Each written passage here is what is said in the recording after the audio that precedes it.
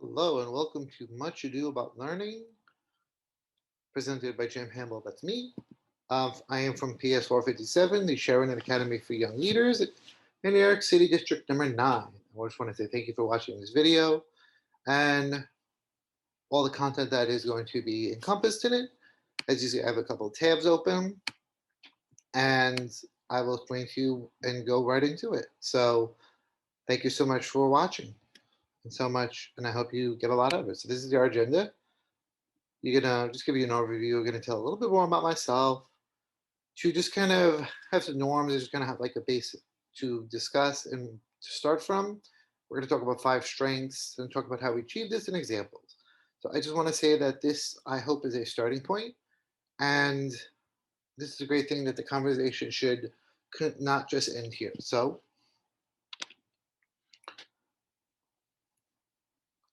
whether you're teaching in person, hybrid, or remote, effective pedagogy is important. This workshop is going to show you ways to incorporate literacy as well as other content areas into your curriculum. You're going to increase your teaching tenfold from a triple certified and award-winning teacher from District 9. That's me. So kind of gives you a little bit more. So we're going to be kind of going into, because as you can see for me this year, I actually, because of the pandemic, I actually was working under my, as you can see, I have a phys ed and a master's in childhood and special education 1 to 6, and actually a slew of years of experience working in special ed. So that's when I was asked to teach a remote class, because I have been teaching remotely. In 4th, 5th grade, it's combined, the 2 grades combined. That was what I saw. This has been one of the few and exciting opportunities that I have to keep in touch with phys ed, because as of right now, we're going to be going back in person. So honestly, I also too am hoping to learn other things, other effective pedagogy and other effective techniques and strategies to take everything that I've learned now and bring it back into the gym. And a little bit more fun facts about me is that U.S. Bowling Hall of Fame for 300 game in the 800 series. I'm a professional bowler. I was named the 2020 New York City for Elementary Section Amazing Person. And just recently, the 2021 Dr. R. Course Doris Corbett Johnson Leaders for a Future Award. And even more importantly, probably one of my best. My wife and I just had our second daughter. So a lot of some good things to come out of this time. So, like I said, this is not just going to give strategies and not also just to be, it is going to do that strategy to literacy. We're going to even talk about kind of like what the role of what literacy is and kind of how literacy is worked in the classroom. Because I love some Shakespeare. I love Shakespeare, but I've also called this workshop things I've learned or what I've learned this year. Because I'll be honest, it's been a bit of at first it was a bit of a learning curve and a transition. Because I haven't done it before, I haven't done it in a while, but it's only to adapt to teaching remotely, but also new content like math and reading and writing and the 5 practices and into reading and all these other programs that it's taken a little bit, but I certainly learned a lot of it. So keep that in mind as you do it. So these are going to be almost kind of like, I want to think it's not just a whole hybrid, because I know that word has different connotations, but I mean this is what we're going to be aiming for. So a positive asset-based relationships are visible among all in the classroom, positive classroom environment. Students having voice and choice in matters that pertain to them. Student voice and choice is definitely very important, always has been, especially now. Lessons are made relevant by connecting the curriculum to students' lives. That's self-explanatory, super important, and probably what the purpose of our teaching. The physical environment responds to students' learning preferences. Now, because I'm remote, and even when I'm in the gym, or even if when I've student taught or been in a classroom, with my background in phys ed, just understanding like how pieces work, or how students get from A to B is something to keep in mind. And just I'm also going to be sharing just also just like good teaching things that I've done. Routines and practices are pretty much going to be like at the heart of what this. So like these are going to be a lot of routines and practices that once you embed, that will, of course, this workshop is meant for K to 12, and while I primarily do have more experience in elementary. I've taught special ed and taught in Oceanside Middle School, where I actually did go to. I did do student teaching in Port Washington and Schreiber High School. It's been a while, but I definitely, like I said, there's just not just good phys ed practices, but it's also good teaching practices. And what I show. But how do we achieve this? Are we going to do the cross curricular? Are we just going to do the five strengths? And is that really going to be learning? Or are we just going to just rely on that? And just at the end of the day say, okay, cool, we did positive voice. Is that going to be enough? Or is it going to be, the cross curricular, having the science, the math, ELA, is it just enough to put up a word wall? Or to just teach them vocabulary? Or do we need continual effort to do this? Keep doing this feedback and assessment. I think everyone should hopefully be saying this is our answer, because you really need to kind of feedback and assessment. Yes, the work gets, and there's different types of assessment, informative. It really is the crux and the heart of it. And as you might hear in sports, the eyeball test, that is definitely one way of data. But I mean, there's so many different ways to, and I really feel like that at the heart of it, that these are going to be different ways to get your message across, get the content across, but also what's great about them is that they kind of apply, so that if you can also share some of these ideas, like in the next one with Love and Logic, we talk about it, which is one of my favorites. But it's something that's also going to be kind of relevant just to phys ed. So I love this video because it kind of talks more about literacy.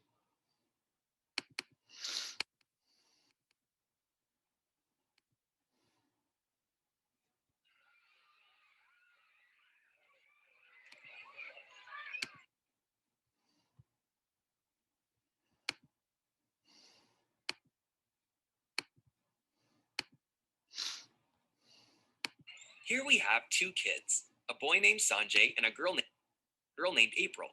Sanjay and April are kids just like you, although they are cartoons. I guess they're not exactly just like you now, are they? Maybe I'll give them jetpacks. Why not? You know what? Maybe jetpacks are a bad idea. My bad. Now, we really want Sanjay and April to be happy kids. For that to happen, we want them to have fun being active and to learn to make healthy choices. But to do this, there are skills they have to learn first. Yeah, skills. Watch this. Sanjay, let's have you run a race. We'll draw a track here and give you a really tough opponent to run against. How about a cheetah? They're pretty fast. And let's put April on a baseball diamond. She can be playing against someone tough too. How about a team of elephants who use their trunks to hit the ball? Now, in order for Sanjay and April to get better at their activities, they have to learn some basic skills first. Think about it. If Sanjay hasn't learned how to run properly, he won't be able to run a race very well. And April won't really be ready to play baseball until she learns to catch. To be active and to have fun playing lots of games and sports, there are a lot of basic skills you should learn. Things like how to dodge, skip, jump, kick, overhand throw, catch, and run. If you learn skills like these, you'll end up using them in sports and physical activities, and you'll be confident playing them. This is called being physically literate. If you become physically literate and learn these basic skills, then you'll be able to try more activities, and activities are fun. If you can run, you can take part in soccer, basketball, or hiking. If you can throw, you can play baseball, cricket, or wheelchair bocce. If you can balance, you can do yoga, gymnastics, or even shark riding. Okay, you got me, I made shark riding up. But imagine. Now, not only do we want Sanjay and April to be active, we also want them to learn to make healthy choices. There are skills you have to learn for that too. But instead of running and catching, these are thinking and doing skills. Things like saying kind words, listening to each other, and knowing what you're feeling. Learning these help you make healthy decisions, like eating well, wearing your bike helmet, and making smart life choices. This is called health literacy. If you learn the skills of health literacy, you might choose to do fun activities like read a book, go outside and be active, or draw instead of only playing video games. And you may choose to eat more fruits and vegetables instead of mostly candy. I know, Mr. Cheetah, but being healthy is just as important for cheetahs as it is for kids. So if Sanjay and April can learn health literacy and physical literacy, they'll really be on the right track. Then Sanjay and April will feel good about participating in those activities, and they'll want to try more activities because they know they have the skills to be good at it. They'll also have the skills to make choices for their health and well-being. And in the end, they'll be active, happier, and healthier. Even if you take away their jetpacks. Sorry, guys.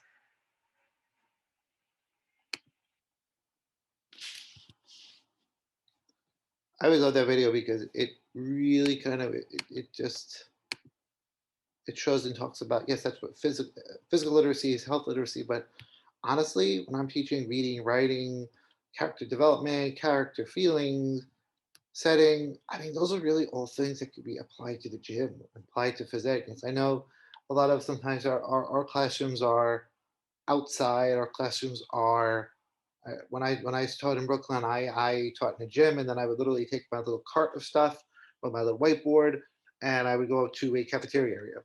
But good teaching is good teaching. You want to be able to focus, and these good skills is that you want students to. It's not just introducing them, but it's also following up with them. That vocabulary, because there's so many, especially the five components of health related fitness, the six components of skill related fitness.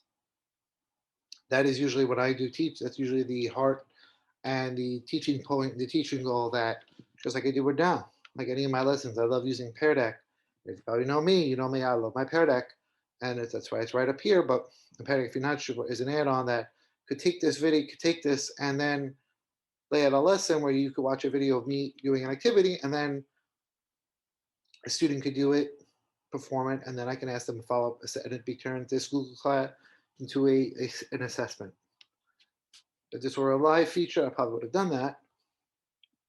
But there's other ways to make this interactive as well. So that's really, like I said, there's really when in the classroom that's really the biggest thing about it is that we're seeing students every single day, and I know sometimes in the phys ed world that doesn't always happen. However, um, it's just keep that in mind. It's just a different way of planning. Um, just what different content, what skills we're going to do, but that still kind of goes into differentiation. Universal design, where all the activities of the whole things itself. Are you designing activities? Are you designing games that are teaching health literacy, teaching physical literacy, making connections to the outside world, cognitive skills? It's not just about the kicking the ball, throwing the ball. It's all about those other nuances things, especially this next one where talking about respect. RESPECT, my grandmother's favorite. If you've never also known me, or if you've never had it, it's called Teaching with Love and Logic. And if you click on the links when you have this, it takes you to a whole presentation about what is Love and Logic. Basically, Love and Logic, it's not a classroom program, but if you read like the First Days of School by Harry Wong, if you read Responsive Classroom, Restorative Justice, also really speaks well to culturally responsive, because it's adults set firm limits and loving use without anger, lecture, or threats. It's very calm, just like I am right now. It helps you, and yes, you might think, well, I mean, it applies for all students of all ages. And what's great about phys ed is that we it, we get to know at any given time, especially like, us elementary phys ed teachers, we could go from kindergarten to fifth grade at the drop of a hat. It's not ideal, but it happens. So this is a great way, and it also gives you phrases and techniques to how to do it. Like one of my favorites is sometimes students, they want to argue, they get competitive, which is great, they get really into it. But my favorite line is, I don't argue during school, I only argue during lunch and recess, and argue after school, and make an appointment. Make an appointment for next week because I'm booked. And honestly, at this point, I've used this so many times, it just becomes a handleism. And students don't argue, but it it keeps the respect and it keeps the integrity of a student. I'm not demeaning them. Um, I'm hearing them out, but I'm basically saying that I will talk and listen to you, but I'm not going to stand there and so not in so many words, but I'm saying I'm not going to do it with anger. We can do this calm. I want to hear you out, but I just don't. I'm not going to do it. It's a calm way. It promotes calmness, which I think we all need, and I think it's a good. And like I said, it becomes. I don't want to say like a running joke, but it just becomes like a tool, because students know that like I'm not gonna. If I'm not gonna be cool arguing, that, you know what, it's okay, and it leads to where it's okay to feel upset. It's okay for all that, but how you deal with it is most important. Um, and that's kind of like what I want you to. If one thing takeaway is that doing something, what's the follow up? What's the next step? If it was successful, what are you going to keep doing? If it wasn't successful, what are you going to fix? So children are offered choices with limits. And adults use forceful statements. You're not going to just sit there and like, I'm going to wait. Especially when that kindergarten class is just going talking, talking, talking, using enforceable statements. It's like I'll move on with the lesson when I see that everyone is ready to play. And if you give it like, I'm really sorry, and you're not blaming the child, you're not kind of like putting it on them. You know what? I really think you made a bad choice. I think we should let's really follow up and talk about this more later. Like you're not letting a child off. You're not letting a student off. You're giving them it's the delayed consequence, and you're doing it in a humane way, and you're holding the child accountable because like in that student, if they want to argue, you can have a thing that's like arguing is not part of it, and you don't have any gray area in your classroom in your classroom protocol because you're not doing anything wrong, but like you are just saying that like that what's respect? You're making defined protocol like if arguing is not your thing or calling out. If a student needs a different seating arrangement, you're not just saying, "Oh," you're just saying, "You know what? Seems like you're having a hard time over there. Maybe you should move these." See, these are all the different parts of love and logic. If you click on the link, it takes you to 9 essential skills in this Prezi, and the whole idea is about raising responsible kids. That we want to have them be self-sufficient learners. Listen as soon as your voice is calm. I'll call on those to raise their hands.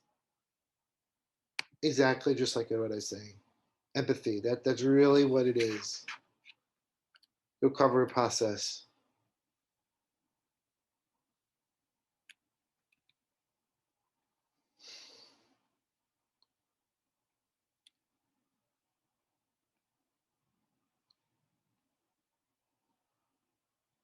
See, this is set limits with enforceable statements,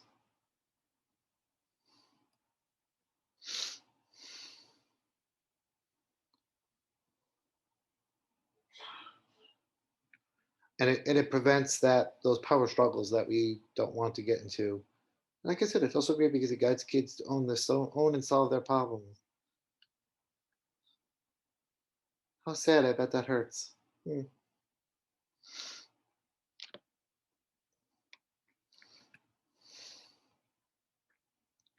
One of my favorites. Going back, okay. Excuse me. So I recently attended some trainings from, as you can see over here, from GNR that have these really great. So these are also different ways to station teaching, which is works really well in the phys ed curriculum. Gallery walks where have students showcase. One of the great things about phys ed is that we can showcase work. Doing surveys, Google Classroom. There's so many Google Classroom. I'm looking forward to that. Be able to front load information, being able to kind of if we only see students once or twice a week, give them opportunities to practice and try things at home. And yes, I know it's not ideal, but you can have them. Epic Books is a great website. There are some really amazing topics on health, sport related health and the fitness related concepts. You can go on virtual field trips and scavenger hunts. Human timeline. These are just get out of the chair. These are good for the classroom. So give it your best shot. Basketball. Why not? I wonder what it would look like in the gym. Jigsaw activities. Jigsaw is really great where you give a topic and you give a chunk of it to one group and you give another chunk to another group and they become masters and then they all kind of come back and they kind of share it out together. These are all great because it encourages student autonomy and it gives them group work because we want to make sure there's engagement. So you might have seen might have heard the word mentor text. And honestly, at first for me, it was whenever I heard it, I was just like, huh? What is that? Basically, they're used for students to refer to a writing that pertains to a unit of study. So say like we were teaching, like this would be a mentor text. Like, okay, cool, like this is the lesson. And then I'm going to show you that video. That would be the mentor text. It would be, we would analyze, we would study, we would take a look at it, like how it's written, how it is, the different parts of it, like literary elements, figurative language, or and then we would do close reading, like use the ILS protocol. It's like how to respond to the question. The same kind of thing that we could do. We basically in phys ed, and then they use this as a guide. We use an athlete. If you show a video of a basketball player or a softball player or a bowler doing something, that's a mentor athlete. It's the same idea. You're watching them. You're trying to see whether it's a student or professional. So you can see what they're doing. Is it a skill or a tactical strategy? And this way you can learn from that. Like I said, this is they use it in the classroom. Why not?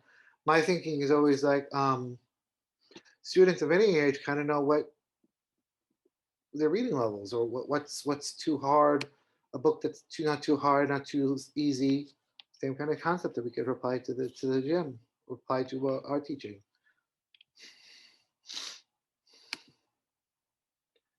Also another Shakespeare quote. So when I talk about this, I'm talking about embedding writing.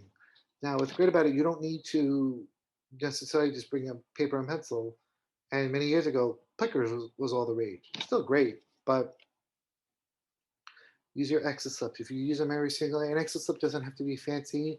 It literally can have student go stand over here, or I'll show you another way, a 1, 2, 3, 4 way of doing it. Have them use activity plans. Have students do it. Yes, even in kindergarten, they love to do it. I've had many of my even pre-K students just they have a video of them tossing a stuffed animal to themselves. They love that, and then just asking them a question about it, like stuff like that. That just makes it turns it from just being physical activity into physical education. Because when they're focusing it and they're educating and they're thinking about it, that's what you want to have activity with thinking. Have them reflect on their goals and grows. That's what we get as teachers. We should definitely be trying to do that into it so you can also have reflecting and go, okay, so this worked, or I had trouble with this. Why did I have that? Like when I did my bowling, like, and kind of going into what we the using for scorekeeping, which is also a daily activity tracker. Like we definitely, like how many times a day, or what activities, or how long did they exercise for, or study and analyze data and results. When I do my bowling workshops and bowling stations, bowling scorecards, like one of the second or third lessons of when we're actually at the league stage where students are working in their teams, like I have them focus, like why are they, why do they start off strong, or like what are they trying to aim for, like make a goal. This is the kind of stuff they're doing in the classroom. This is the kind of stuff, and it's hard. Like, if they're getting 8, 9, 10, 8, 1, 3, 2, 8, like what's going to, is it a muscular endurance? Is it muscular strength? Is there a cardio thing? Like what is causing that? And it's just a simple having them make a goal for themselves. Just little things like that. And what's great about it is you'll be enforcing grade level writing. But like a third grader, most students should be kind of be able to do it. And honestly, it's really not that much. And you'll be able to I make bulletin boards all the time because of work like this. And you could say that you're showcasing, and you could show that you're using appropriate grade level appropriate strategies, and it gives you an opportunity to say, hey, what can I look for, or to get a rubric, which might sound kind of weird, but I mean honestly, like that's taking that little extra step into showing that you is really, especially in my schools, really helped, build bridges. Because even now that I'm teaching remote, like a lot of students, teachers are saying, wow, I feel like, you know what, they really can open me with open arms. They welcome me with open arms because I showed that initiative. And like I said, it's not always going to be super relevant, and it's not always going because we want to have activity time, but um, isn't the idea that we want them to have the skills, and we want them to have activity time, but we also want them to have it with a purpose. So this is one of my other favorite ones. It's just a purely cognitive activity. Which one doesn't belong? Why? This is the graded one to have at the beginning of the class. Sorry, my allergies. and you can just have students do it. It's simple, it's easy, it's fun. You can easily do this with different pictures, which and it doesn't have to. It could just be like a muscle, a muscle, hair, a muscle, and you can be which one is a well, why, and you can just talk about it. And this one has no right or wrong answer. It's just a cognitive activity. You can see on here. This is my favorite one. It's from Health Moves Minds for Shape America. So I'm smiling because if you don't know, I was the physical activity council chair for a year and a half. So this is one of the great things. This is free. This has really been great because, especially in these trying, tough times, that I've had many students go on to this. Something is bothering me, but I'm not ready to talk about it, or something is bothering me, ready to chat. I get on the phone. I say, "Hey, do you want to? I know you don't want to talk to. If you don't want to talk to me, you certainly can. I get my guidance counselor, and they help out." Before I was kind of referring to, but this is one of my favorite ones to do. The 1, 2, 3, 4. You could do this so many ways. You could do by color cones. You could have a simple 1, 2, 3, 4 in their hands. You could simple, and it's great. One is I don't understand this yet. I need help. Two, I'm starting to get it. Please check in. Three, I can do this by myself. I can show what I've learned. Four, I can do this while I can teach it to someone else. Like, this is just great. If you do this, like the Open Phys Ed has a lot of great modifiable stuff. So that's also a great resource I should mention because so many times I've taken their station signs and they have it on Microsoft Word or Google Document, and I edit it and I also translate the language using Google Translate, and that's made instant instant differentiation. Because there's been times where I've had quadrilingual classes. Yes, classes. One year I had a class that was students spoke English, Spanish, French, and Arabic. So that was Google Translate. And things like this are just simple, like 1, 2, 3, 4. And this is just way first year. Once they do it, it's simple in nature, but it's really powerful because if you use this kind of format, you can really tailor it to anything. It could be psychomotor, it could also be cognitive, it could also be affective. Well, I understand it. Like I had one student where she rated herself like a 1 or 2 when dribbling a basketball, but then she explained to me, and she was having trouble dribbling the ball, but then she explained to me all the steps and why she didn't do it. And clearly it was weird because she couldn't, she was having difficulty doing it with a practice issue, but she clearly could explain it. So like that's learning at its best, so that she knows the steps and she can make a plan. So that hopefully that her understanding of it can also translate to being able to physically do it. So I'm also going to show you some of my favorite technology. Um, so like virtual field day. Like I said, I wasn't able to do field day, but last year I was able to do virtually. So you'll be able to make a copy of it. I've made some of these videos on my own, which I recommend. You could use mine because mine are designed. Just be careful that if when you take videos and stuff like that, because there are a lot of great resources. But in New York City, we face most of our students are in closer quarters, so and equipment can be limited. So sometimes a lot of other places and don't take that into consideration. So just so you are aware of it, and so that's where a lot of my stuff, that's the a lot of my content comes with. So, and I like to do it because you have the student name and you can do a check-in. You do the objectives. Here's the teaching point. And literally, what's great about this is students can refer to this overall all in all. You can see over here, it doesn't really have anything, but what's great about this Pear Deck is that you can then have a video to here's the card, and then there's like a 1 minute timer. And then later on in the lesson, here are the cards. Over here's the scorecard. Right now, it doesn't look anything, but when you share the Pear Deck link, which is great about Pear Deck, is that it can keep track of this over here, and they can refer to it more over and over. They can redo it, and they wanna. The replay value is very high.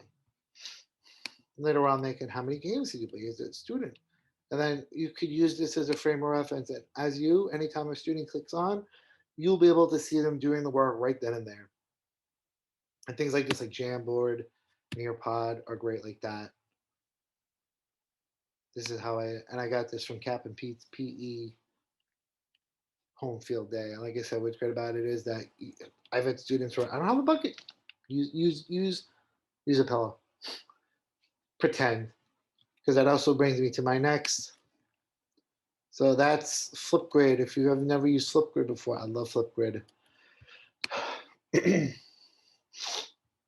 So this is actually from just to keep my students anonymous, but for last year when we did it, you could actually see in Flipgrid. Flipgrid is not just video technology where you can upload a video, you can upload the scorecard, but you can see the responses, you can see how many times reviewed, comments, how many 16 hours of engagement. And it's very simple. So like I'll just show you like a topic that you can see how it will look like. And there's different view topics. And like I said, the Flipgrid is free. I was actually, if you see over here, I was actually collaborating with a here in Japan. I like using Pear Deck because what's great about it is that so they can click the video here that I made, and it plays right then and there. And a lot of students like to be able to record a response, and they can record themselves playing it. They record themselves talking about it, and as other students can do that, they could respond to it and be like, "Wow, oh my goodness!" And it's just fun. Another one that, if you're familiar with Padlet, and another one that I really, really enjoy. Oh, I forgot to mention my other one. There's one called Buncee. It's similar in creation and setup to, but little slides. But it's I love what I love about Buncee is that here you can see how many times it's been viewed, like all this data, and you go over here. What's great about Buncee is that yes, and all these apps work well with each other. It's called app smashing. Um, this is great because, as you can saw before, I had a little problem playing my video, but with this one, same thing. I leave my teacher point, a video, and it plays right on there. And what's great about Learn NFL videos, that's a great video for, but you could have the academic content and you choose your level. So you're, once again, student autonomy and the cognitive aspect of it, but then you have them writing about it. Like I said, these are just, and fifth graders and and students in middle school and upper grades can talk about it and write about it more, but of course they would do. What's great about this is I took as you can see, Mega Man. I took from openphysed.org, which is a great website, has things for classroom teachers K to 12, phys ed as well. But they had this one called Shadow Sports, where it makes some fun. If you've never heard of an immersive reader is amazing. They all these three ones have it where basically it will Shadow Sports Select. it'll read it to you if you want to. It also will translate just random language that I picked. Oh, unavailable for this one. The only one pick, but like it is available for like lots of different languages.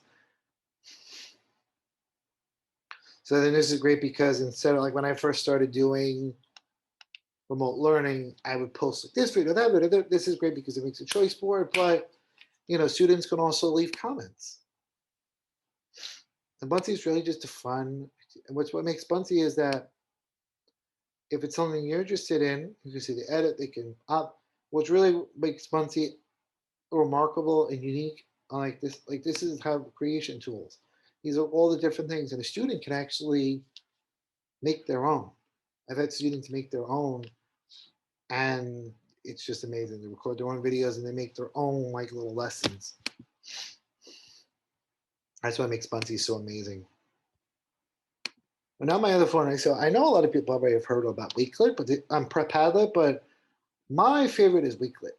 And if you've ever heard about the Wednesday Wellness series, it's also it's like it's a way to make collection, but it's also you'll also see it's going to a couple different ways we're going to use it. So like over here, this bowling one that I made. What's great about it is that you can leave pictures. You can leave. So if you're first, oh look at this. What's great about it is that you don't just leave links, it's live. Steps are rolling and sliding. Oh, look at that. And it's right there. And you could leave PDFs and articles.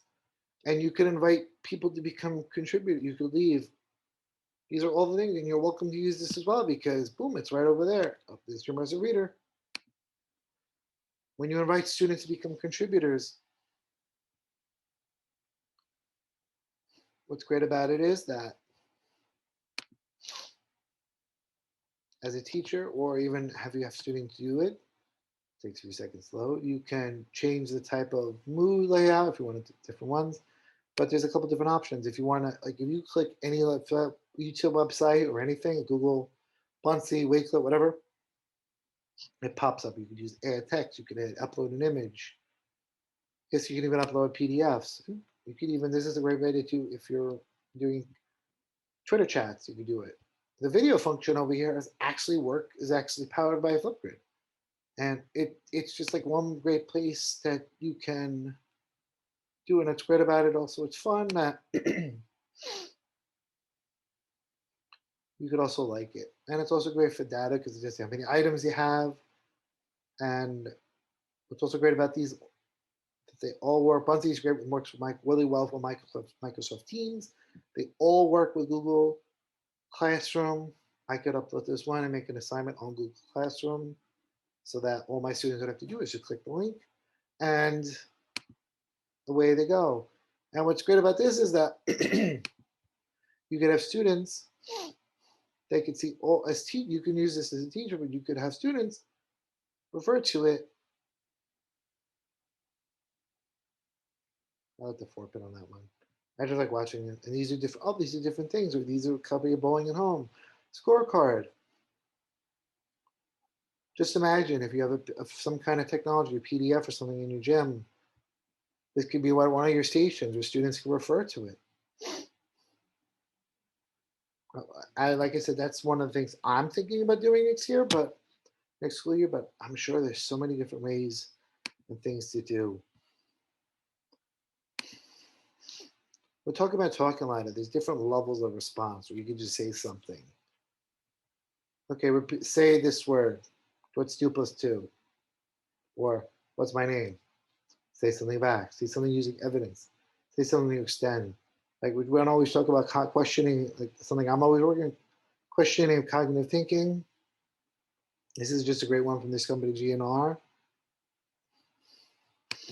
Countable talk is having students respond and write to each other. Don't just assume. This is also great. We're always teaching them working in teams, but these are examples that they can use and have. And of course, here's an example of an exit step where you can do this in Google Classroom. Today I completed, tomorrow we'll need to complete. Like I said, it just, and if you look at the way that it's scaffolded, it's broken down that today I completed, tomorrow we'll need to complete. It breaks down the questions in different levels and layers. Oh, and the reason I chose this for my project is it doesn't just say today I completed. It makes the student, it meets the student. Many students, even every student could appreciate this, especially if you see your students once a week. You really want them to be able to get it nice and quick. So something like this may seem like it's a lot of steps, but honestly, there's so much stuff on here. There's so many resources on the internet. There's so many that you can even use this. And what's great about it is that you can make a copy of it. All I ask you to do is when you do that as file, make a copy. Breaking it down like this will make it easier and you will get more responses. And it's like checklists, rubrics. Like I said, I'm using rubrics are my best friend. So the students, it takes more, I call it takes most of the heavy lifting off me. That I'm not the one always, not all the learning and everything, the conversation has to go through me. The students also feel comfortable and they want to be able to do it themselves. So before you go, normally I would have you share with this, but just think about it before you go. What methods worked for you? What methods would you recommend for others? What methods did you learn about today or would you want to know more about? Because like I said, this should not be the end here. If you have any questions, please email me, jhamble2 at schools.nyc.gov. So you're going to see over here, there was a tab I did left over. So you're going to sign in and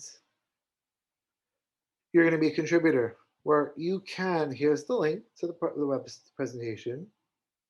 So it's kind of like in a circle. So like if you click the link there, it takes you here. If you click this, it takes you to there. So they're both kind of intertwined.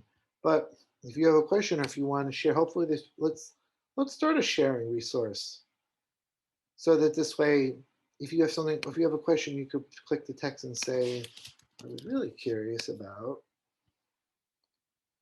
and you can leave, and all you can do a hyperlink. And other people will respond to it. Please be respectful, of course. But you could also leave videos if you have a really good, like, oh, I have this really great exercise ice scheme.